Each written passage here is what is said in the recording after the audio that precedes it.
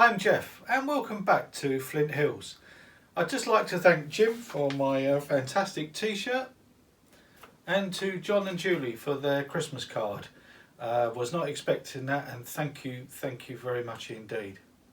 Now, I haven't done a great deal of work over the last couple of months as I've been very busy, but I have been doing a few things, so I thought I'd give you an update on two types of signal gantries I've been working on, which are fully automated like the rest of the layout, and I'll show you how I've made those. I'll give you an update on what I've been doing at the station end with some station canopies and the buffers, and also a little scenic area I've started to work on using some World War Scenics static grass, and so it's the first time I've ever done any static grass. So this is a little allotment area which I've done as a test piece before I go too mad on the rest of the layout. And yep, I've been actually doing more ballasting, so I've got one small area left to do, but that's the ballasting done hopefully. Stay tuned.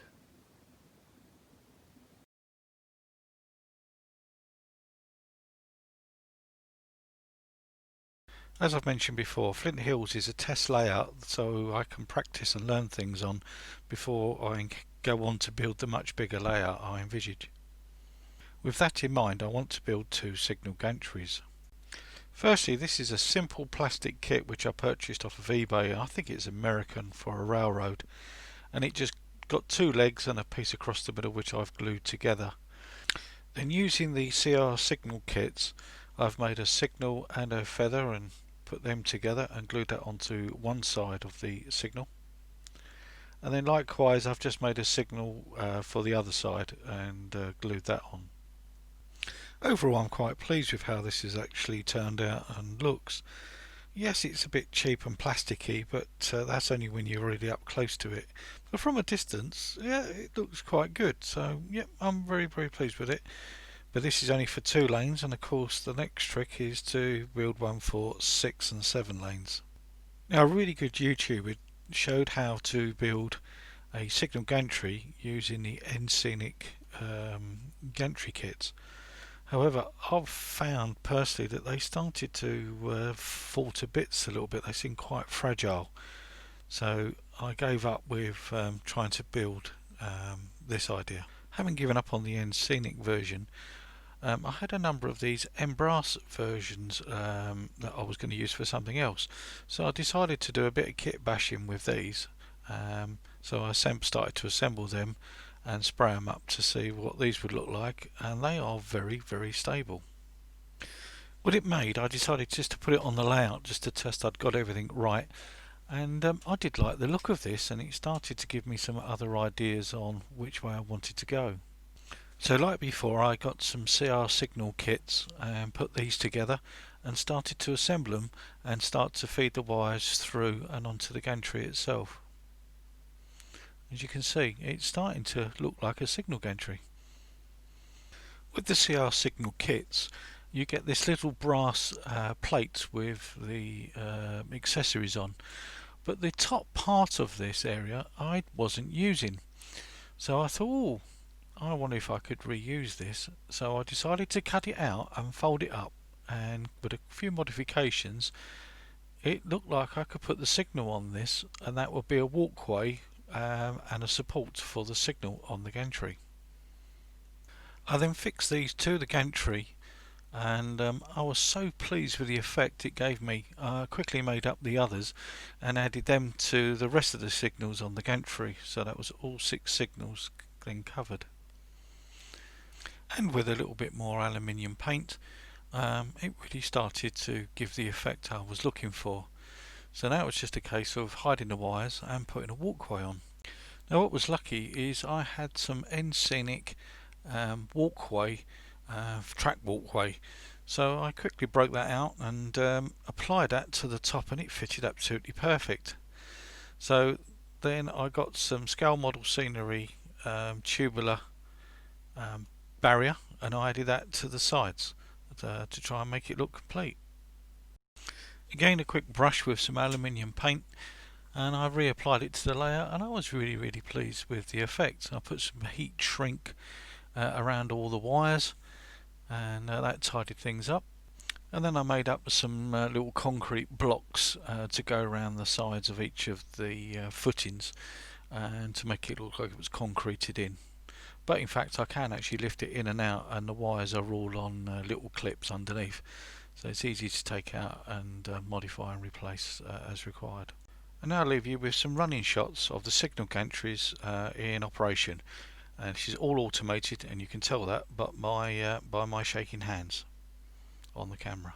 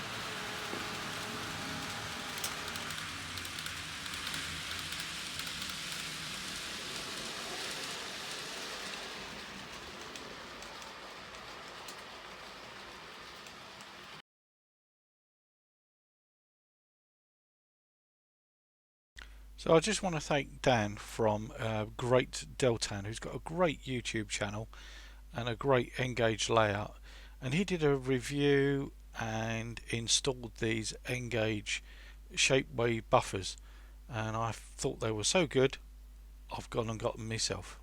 So these are the Shapeways Buffers, 3D printed.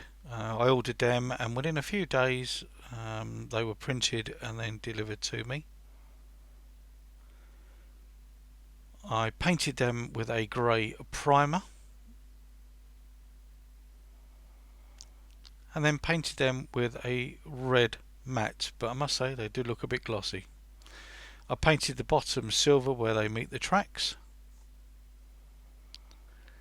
and then installed them on the layout where I wanted them, and I installed the Train Tech lights behind them, and I was slightly concerned that they might impact on the train detection, but no, there is no impact at all on train detection, and so they work perfectly fine, and it's all really good, and I'm very happy. Now when it came to station canopies, I kept looking around and I kept coming back to the Kestral KD11 canopies, and I did quite like the look of these. And I saw one on eBay which also came with lights, and to my surprise it came with the lights were supplied by CR Signals. So I had no real option, because I do like CR Signals, but to bid, and luckily I won the auction. What was really nice was the person contacted me to say they had some more, and I purchased those as well. Within the kit you get two roof sections which I glued together and sprayed black, and once dry I then inserted the glass into each section. I then sprayed the cross members in a metallic colour and then glued them onto the underside of the roof section. Here you can see I was actually making two at a time for speed, and this is where I lifted platform 1 completely out to actually install it. And here is a view of both canopies fitted to platform 1, and you can see one's got the cool white lights in and one's got the warm white lights in. So this is the cool white shelter from underneath, and this is the warm white lights from underneath, and I was really pleased with the effect. So given this, I quickly removed platforms 2 and 3 and set about building the canopies with the lights in for those other platforms, and I must say I've been really pleased with the effect it's given. I actually do like the contrast of the cool white and the warm white, and it typically shows what we have today where people put warm white and cool white light bulbs in their various rooms. So it really does reflect what we have today.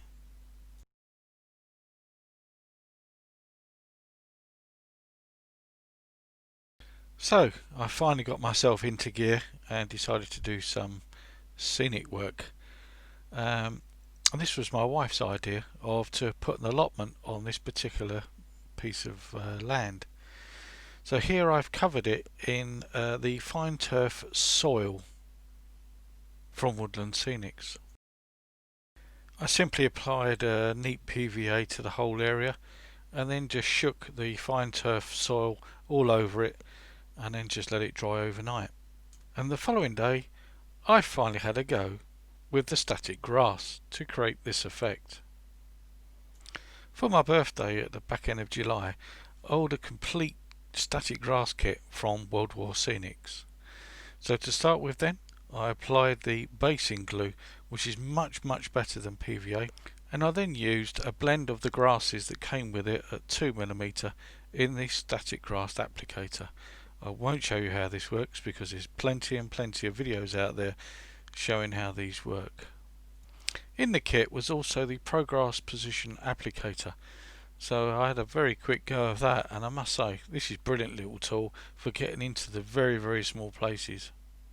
So after my little play with the static grass applicators, this was the effect I was left with, and it clearly shows where each of the 4 allotments are going to go.